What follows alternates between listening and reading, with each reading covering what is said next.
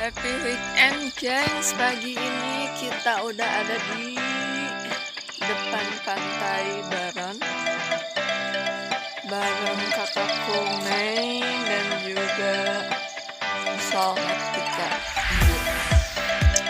Oke, kita bakal nyari tahu ada apa aja di pantai Baron. Mau tahu kayak gimana? Tidak. Masih pada tutup guys karena masih pagi.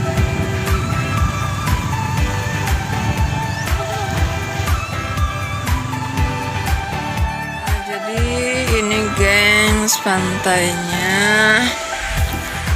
Jadi di sini tuh ada perahu yang bisa kita gunakan untuk nyebrang ke sana.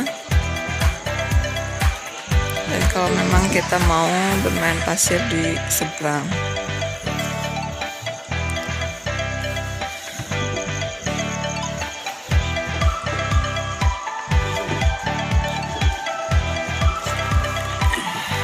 Di sini sih jangan khawatir kelaparan karena banyak banget warung dari luar tadi sampai ke sini.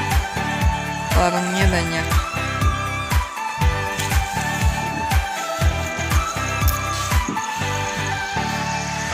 Dia mukanya udah lelah banget dari kemarin, tidur aja maunya teh.